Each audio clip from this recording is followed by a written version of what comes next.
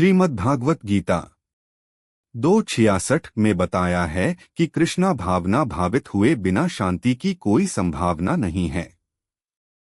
मन की चंचलता का एकमात्र कारण अंतिम लक्ष्य का अभाव है।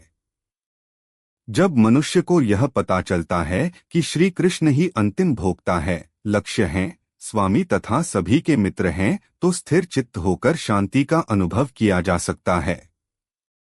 2:71 में कहा है कि जिस व्यक्ति ने इंद्रिय तृप्ति की समस्त इच्छाओं का त्याग कर दिया है, जो इच्छाओं से रहित रहता है, और जिसने सारी इच्छाएं त्याग दी है तथा अहंकार से रहित हैं, वही व्यक्ति वास्तविक शांति को प्राप्त कर सकता है। निष्प्रिय होने का अर्थ है इंद्रिय तृप्ति के लिए कुछ भी इच्छा न करना। दूसरे शब्दों में कृष्ण भावनामृत होने की इच्छा वास्तव में इच्छा शून्यता या निष्प्रहता है।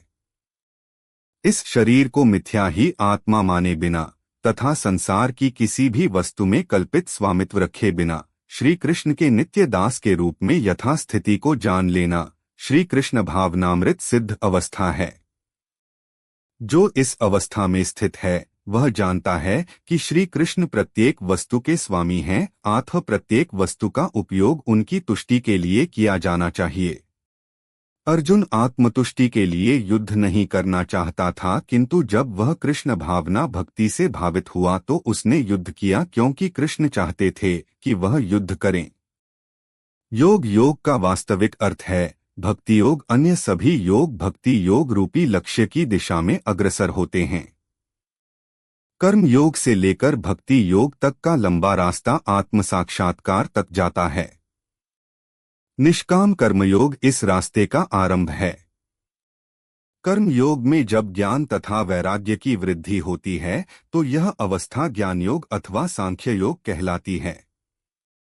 जब ज्ञान योग में अनेक भौतिक विधियों से परमात्मा के ध्यान में वृद्धि होने लगती है, उन शारीरिक मुद्राओं पर जिनके द्वारा ध्यान में प्रविष्ट होने के लिए आरंभिक अभ्यास माना जाता है, लगा रहता है, तो इसे ध्यान योग अष्टांग योग कहते हैं।